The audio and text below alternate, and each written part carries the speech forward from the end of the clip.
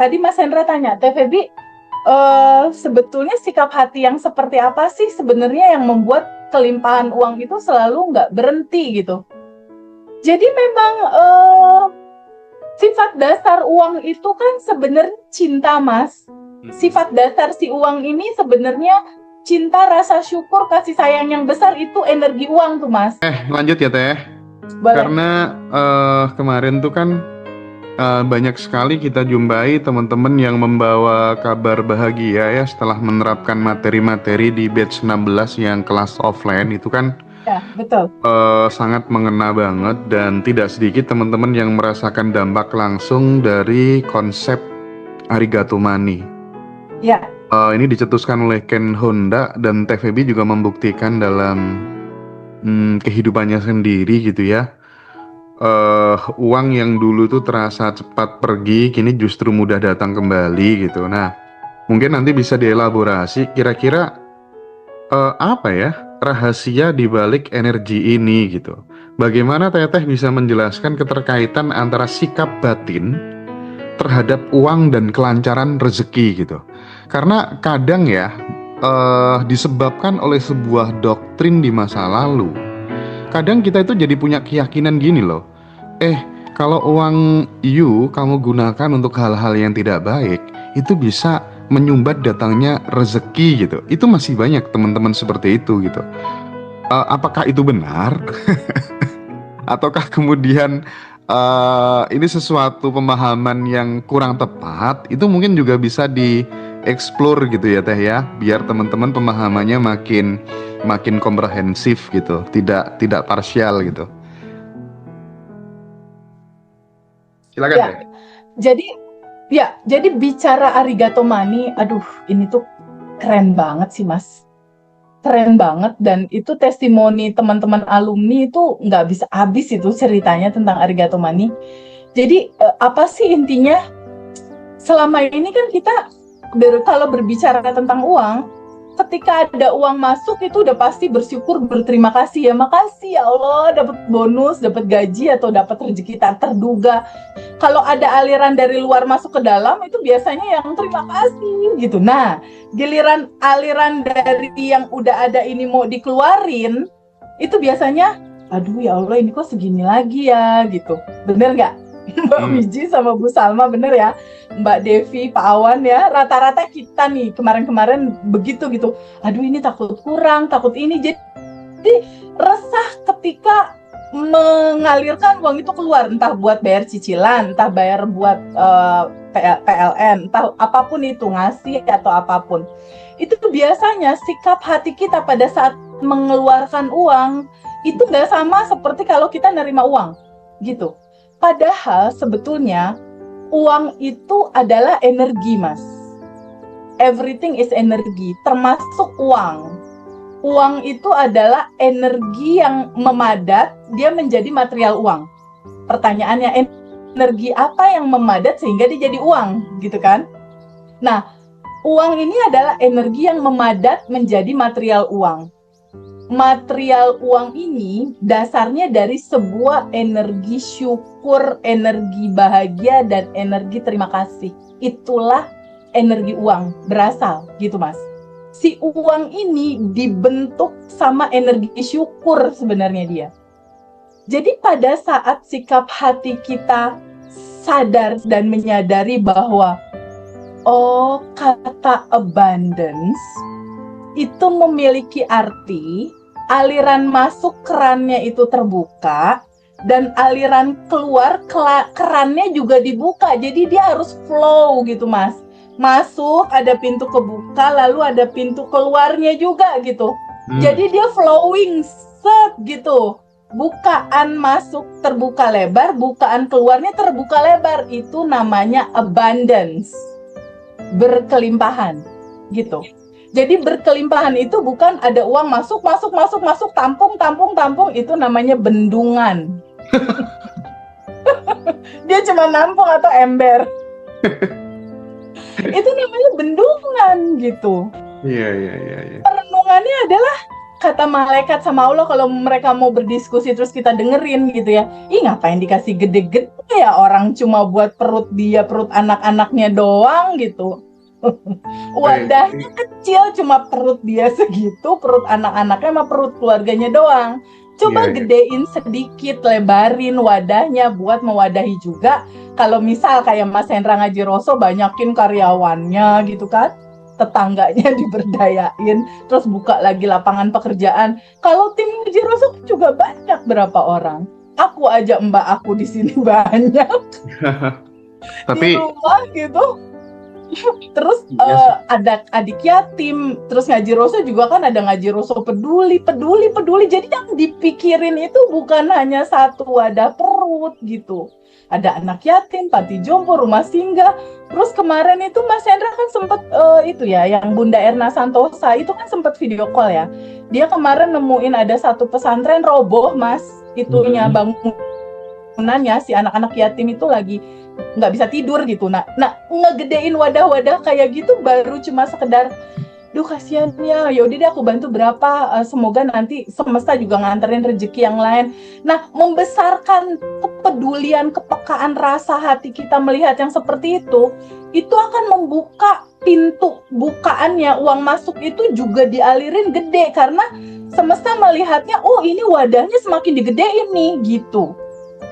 Nah, sadari itu bahwa rezeki itu dia akan mengalir ke derasnya, besarnya hati, perasaan, kepekaan, dan ketulusan cinta kasih kita buat sesama gitu. Jadi semakin hati kita bahagia, membuat aliran itu mengalir keluar, substansi secara hukum sunatullahnya, hukum semestanya, nggak perlu kita berharap balasan sih, sebenarnya nggak perlu gitu. Karena kalau kita berbuat sesuatu mengalirkan, itu kan udah naturalnya kita kasih sayang. Kita kan memang udah punya default sifat-sifat dari Tuhan itu kan maha pengasih, maha penyayang. Bukankah tugas kita hanya mengalami experience ketuhanan ya, kasih sayang itu gitu. Bukan hanya kita, Tuhan itu keren, Tuhan itu hebat, Tuhan itu maha pengasih, maha penyayang. Kalau gitu doang buat apa? Kalau itu tidak melembaga menjadi perilaku yang harus kita lakukan untuk sesama gitu. Artinya itu justru manifestasi dari abundant action tadi ya Teh ya. Dan ya, mungkin yang menjadi pembeda itu ya di Abundant Revolution itu ya, seperti yang barusan disampaikan sama Teteh. Ini konkret sih sebenarnya, dan kenapa ini worth it? Karena sudah dipraktikkan banyak orang. Makin memikirkan nasibnya banyak orang, makin wadah rezekinya meluas gitu loh. Dan sekali lagi, saya garansi deh kalau soal itu, serius ya teman-teman, saya garansi deh, jangan-jangan kita itu secara finansial itu stuck itu gara-gara selama ini hanya fokus mentingin diri sendiri saja gitu. Kita curiga jajan itu jadi bendungan gitu. Jadi ini pelajaran yang sangat logis, sangat realistis, dan menerapkannya tidak melulu sekedar finansial sih, saya kira bisa mendoakan orang lain, bisa juga kemudian kita sumbangsih pikiran, tenaga, waktu, membersamai sahabat-sahabat yang lagi terluka, lagi menderita gitu. Itu tuh tergantung gaya dan variasi yang senyaman mungkin aja ya Teh ya. Iya, betul. Kembali ke pertanyaan Mas Hendra tadi. Tadi Mas Hendra tanya, Teh Febi, sebetulnya sikap hati yang seperti apa sih sebenarnya yang membuat kelimpahan uang itu selalu nggak berhenti gitu? Jadi memang sifat dasar uang itu kan sebenarnya cinta, Mas. Sifat dasar si uang ini sebenarnya cinta, rasa syukur, kasih sayang yang besar, itu energi uang tuh, Mas. Jadi pada saat kita menggunakan uang ini untuk cinta, mau cinta dalam bentuk apapun gitu, asal rasa hatimu happy pada saat ngeluarin. mau ngasih ke nenek-nenek yang perlu, atau mau ngasih ke pacar kamu misalnya, atau mau ngasih ke pasangan kamu, yang penting kamu mendeliverinya tuh dengan hati riang, bahagia, ringan. Nah itu, ketika kamu ringan melepaskan uang itu, dia akan ringan juga Mas masuknya. Ini nggak ada. Mau ngasih ke siapapun ya, mau ngasih ke siapapun. Jadi memberi tanpa rasa bersalah, ya, memberi tanpa rasa tertekan, memberi dengan ikhlas penuh cinta gitu. Nah itu semakin ringan kita melepaskan, dia akan semakin ringan juga masuk. Kayak gitu. Jadi teman-teman nggak perlu diperjelas ya, maksudnya udah tahu sendiri ya maksudnya teman-teman ya. Jadi keluhnya udah sangat jelas. Nggak perlu diperjelas lagi ya. Mau kamu kasih buat apa tuh nggak penting. Yang terpenting adalah ngeluarkannya tadi gimana. Happy, merasa ringan, merasa berkurang atau merasa berlimpah gitu kan. Iya betul. Itu kembali ke judul latar belakang. Nah ini penting banget. Latar belakang ya. Atau dasar dari bagaimana sebuah aksi itu kamu lakukan. Karena gini, aku punya pengalaman pribadi ya. Tapi gini Teh, sebelum ke pengalaman pribadi nih, teman-teman banyak yang suka dan merasa lebih semangat gara-gara dengar memberi tanpa rasa bersalah tadi Teh. Kayaknya banyak yang ngalamin nih. Iya. Lanjut Teh. Aku punya pengalaman Mas. Aku punya saudara, dia kaya raya Mas. Kaya raya, dulu aku lihat dia nih kayaknya duitnya nggak berseri. Gila nih duitnya nggak berseri nih orang gitu. Tapi ada satu kesempurnaan dia lah ya, aku bilang itu. Kalau dia ngasih nolong saudaranya, mulutnya nggak berhenti marah-marah. Oh. Jadi pada saat dia ngasih, bang kerja dong gitu. Ya males sih, jadi mulutnya nggak berhenti ngoceh untuk marah gitu. Tapi dia ngasih, tapi mulutnya rame gitu. Sayang banget itu. Nah, satu saat yang menerima uang itu menerimanya dengan terpaksa dan dia juga sumpah serapah juga kayak ngasih gitu. Nah, ketika kita memberikan kan uang yang dikasih sama keluarnya, anggaplah dikeluarin nih uang ngebantu saudaranya 1 juta kan sama. Tapi sikap mental, sikap batin dia tuh yang kesel gitu. Ada rasa kemarahan gitu latar belakangnya ini. Bukan latar belakang cinta gitu. Bukan latar belakang kasih, bukan latar belakang pengertian dan empati yang dalam. Itu tuh outputnya bakal beda loh Mas. Yeah, sekarang si sosok orang itu tuh dalam kondisi yang kekurangan Mas. Oke. Dalam putaran roda kehidupan yang dia lagi di bawah. Karena dia bertemu dengan apa yang dia lepaskan dalam rasa. Itu kisah nyata sih yang aku lihat gitu. Itu kisah nyata banget. Dan satu lagi, jika kamu posisi saat ini siapapun itu dalam kelimpahan hidup yang Tuhan kasih, orang pertama yang harus kamu bahagiakan, yang harus kamu makmurkan, yang kamu harus bikin tenang, itu adalah ring pertama kamu. Ibu, bapak, ART di rumah kamu, supir kamu, atau siapapun di ring satu kamu itu wajib kamu bahagiakan gitu. Karena mereka-mereka ini orang yang berkontribusi di dalam kehidupan kamu. Dan kalau mau kelancaran rezeki itu melimpah, tolong cek lagi bagaimana keharmonisan kamu, hubungan kamu dengan diri kamu sendiri. Masih ada rasa bersalah nggak? Kalau masih ada rasa bersalah, sending love buat diri sendiri. Bebasin dulu itu. Kedua, marahan nggak sama ibunya? Kalau marahan, sending love buat mama, maafkan, lepasin. Sama papa juga seperti itu. Sama adik, sama kakak, sama pasangan suami, sama anak, sama keluarga terdekat. Kenapa harus seperti itu? Kenapa harus sending love dan kamu harus harmonis secara relationship? Karena uang itu selaras dengan keharmonisan, Mas.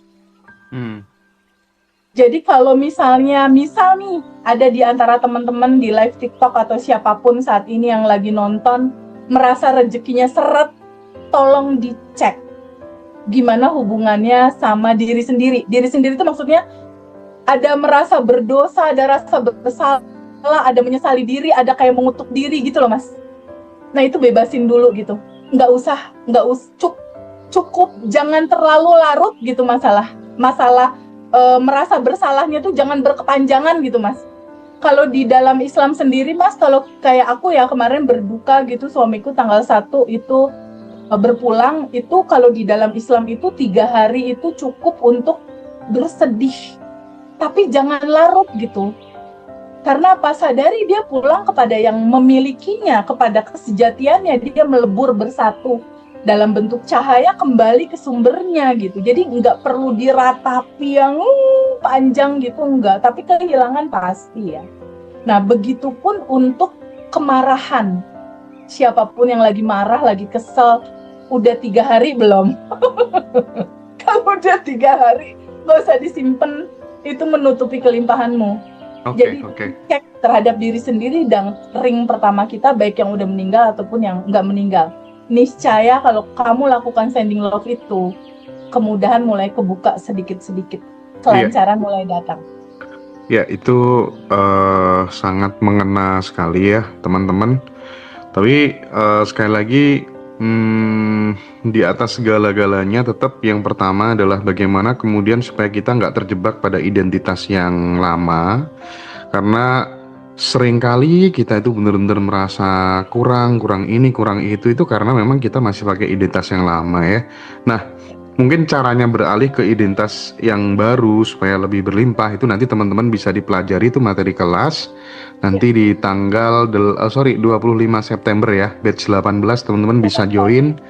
Bagi teman-teman yang sekiranya di luar negeri nggak ada waktu misalnya pas jamnya kelas Zoom itu pas lagi kerja dan lain sebagainya, nanti bisa privat langsung ya dengan Teteh juga.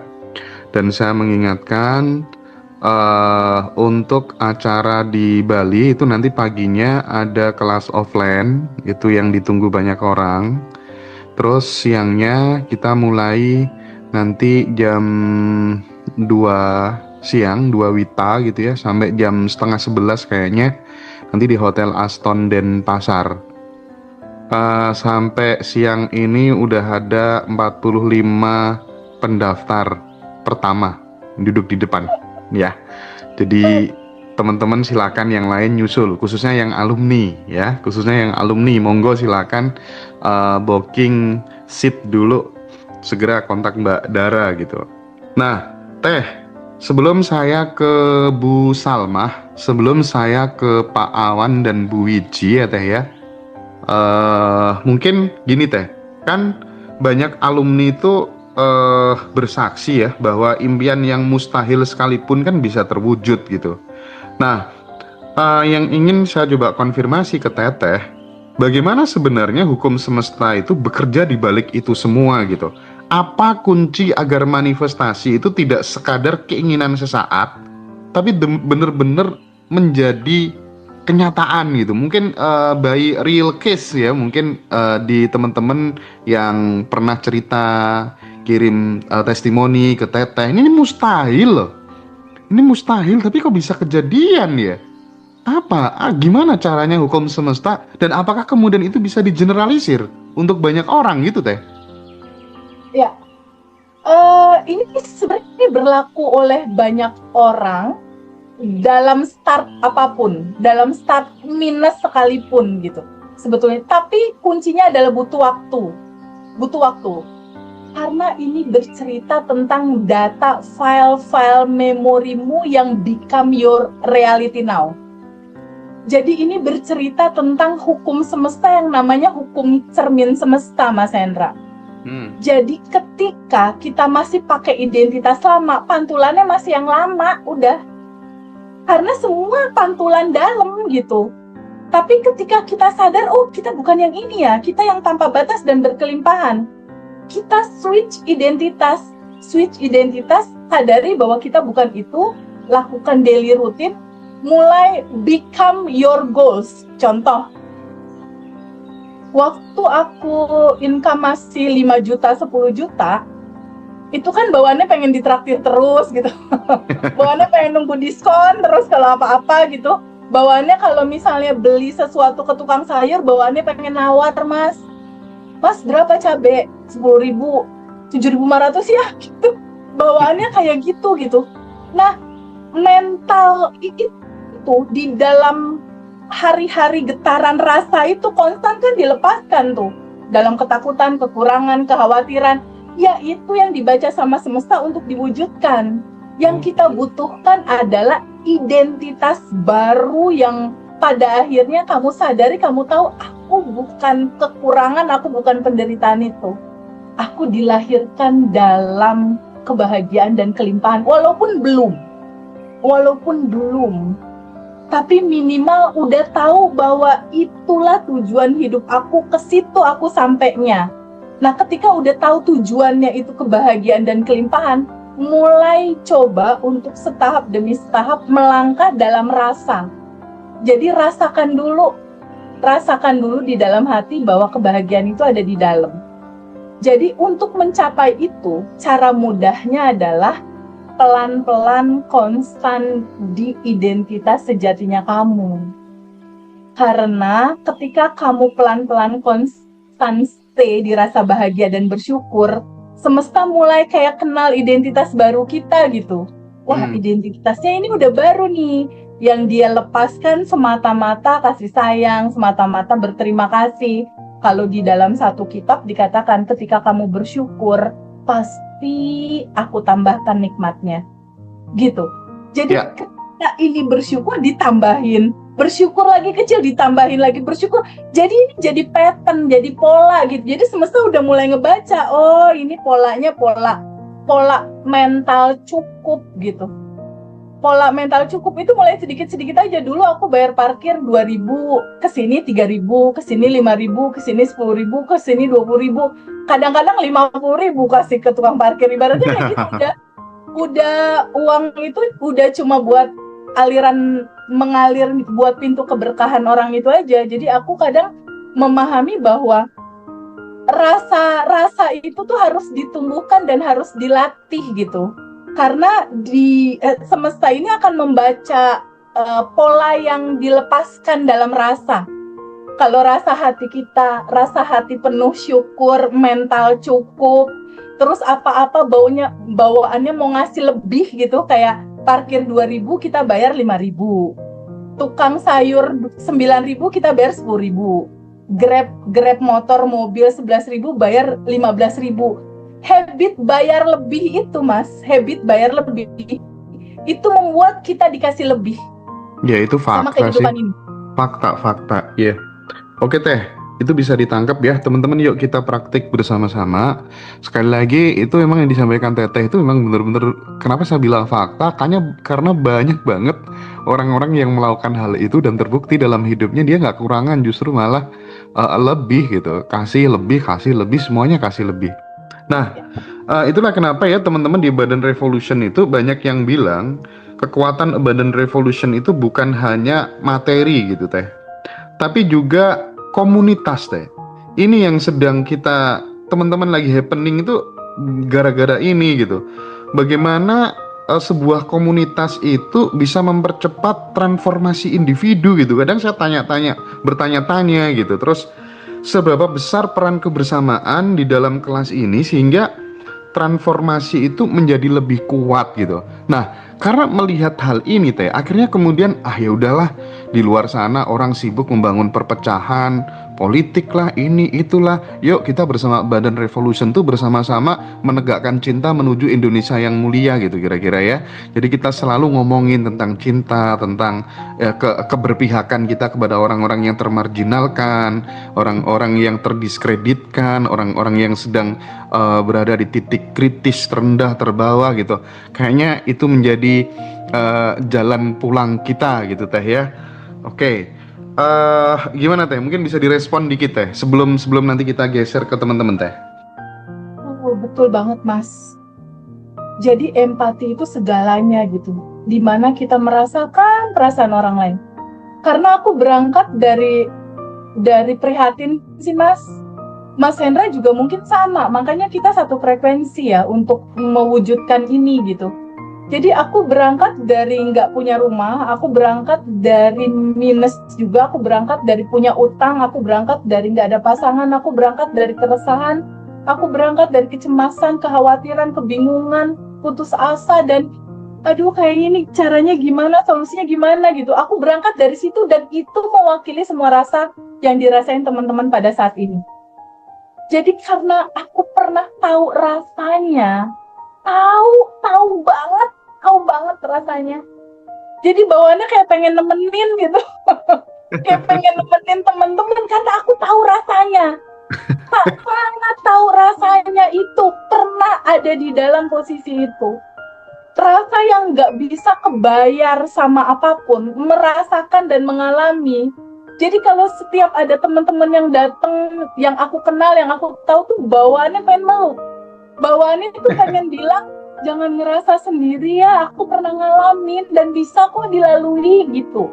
Bawaannya tuh pengen ngomong itu gitu. Pengen ngomong, kamu jangan ngerasa sendiri ya. Ini ada solusinya kok, solusinya ada di dalam.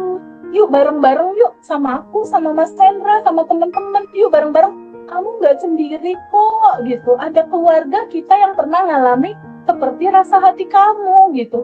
Sebenarnya kan di Indonesia ini, di saat ini yang nggak ada kan rasa cinta dalam kepedulian itu, Mas, yang sudah mulai menipis. Betul Teh, betul.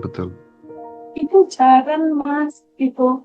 Istilahnya di sini aku mau bilang, aku sebetulnya nggak nyaman. Aku sebenarnya nggak nyaman disebut coach. Nggak nyaman karena aku bukan coach.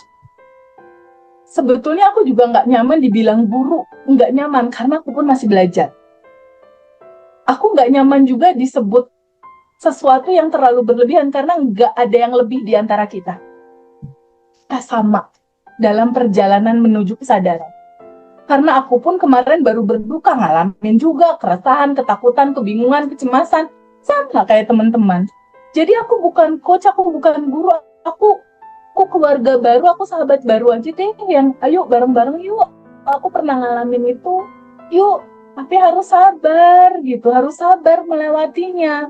Dan harus praktek. Nah, rasa cinta yang besar inilah yang dirasain sama teman-teman.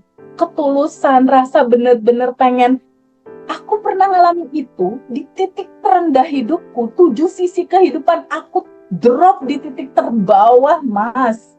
Dimana aku dikejar-kejar sama yang punya kontrakan, woi bayar kontrakan, woi 50 juta per tahun. Sakit perut, Mas, kalau ditagih. Di titik yang sama PR 1,3 M juga belum lunas, di titik yang sama token listrik bunyi, di titik yang sama susu anak habis, di titik yang sama Mbak belum bayar gaji, uang 1 juta masuk, aku merenung, ini yang mana dulu? Bayar listrik dulu, token dulu, bayar Mbak dulu, atau aku transfer uang ke mama aku dulu? Karena aku punya 2 mama asli aku dan my stepmom di Bogor yang itu pun masih harus aku delivery secara rezeki gitu.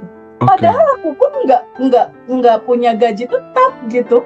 Tapi hidupku memang dari dulu ajaib sih. Nanti kita bongkarannya nanti waktu reuni aja deh Teh ya. Waktu reuni di Bali ya.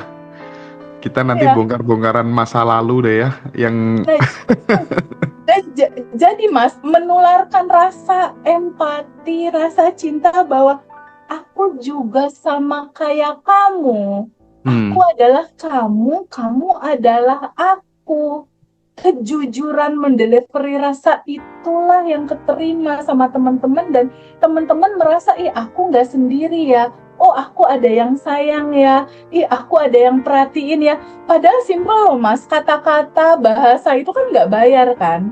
Benar nggak? Oh iya. Pada saat teman-teman cerita Teh Feby kayak gini, aku paling cuma jawab, sabar ya sayang. Sabar ya dalam proses gitu. Nah, itu menghibur. Nah, Teh. Nah, rasa itu, Mas. Oke. Nah, mungkin ini nanti Mbak Devi tolong di handle ya, yang mengeksplor Bu Salma, Bu Wiji dan Pak Awan. Saya mungkin ada final question ya buat Teteh ya. Ya. Kita tahu lebih dari sekedar rezeki, lebih dari sekedar kebahagiaan. Abundant Revolution ini kan seperti menuntun kita untuk menemukan jalan pulang yang sejati ya Teh. Itu esensinya. Apa pesan Teteh untuk alumni agar menjaga nyala api semangat ini selamanya gitu. Dan menurut Teteh, apa warisan spiritual terbesar yang seharusnya alumni bawa setelah ikut kelas batch, ikut kelas Zoom spesial, ikut privat, ataupun ikut reuni? Bahkan Jakarta ikut, Jogja ikut, Bali juga ikut lagi gitu. Nah, warisan terbesar yang kemudian seharusnya alumni bawa setelah program ini selesai itu apa, Teh? Kesadaran, Mas. Kesadaran untuk mengetahui kamu siapa. Oke. Kesadaran untuk mengetahui tujuan hidupmu apa. Tujuan hidup kita yang termulia adalah tahu, kenal, aware bahwa sejatinya kamu itu udah bahagia dan berkelimpahan, semua udah ada dan tersedia. Kesadaran itu yang harus dimiliki, sebuah kesadaran, awareness, dan sebuah kesadaran bahwa prasangka baik pada Allah di atas rata-rata. Itu jadi kunci sebenarnya. Oke. Dan baik. Itu harus diwariskan ke anak-anak kita. Iya. Itu namanya mewariskan mata air, bukan mewariskan air mata gitu ya teman-teman ya. Keren istilahnya, Mas Hendra, keren banget.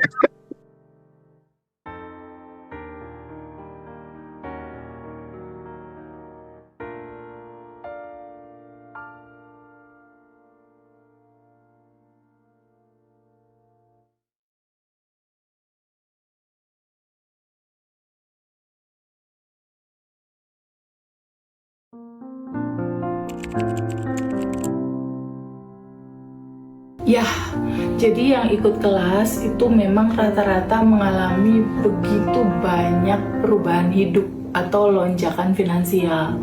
Kenapa? Karena selama ini kita tidak pernah tahu bahwa lapisan-lapisan emosi itu menutupi kelimpahan dan kebahagiaan kamu.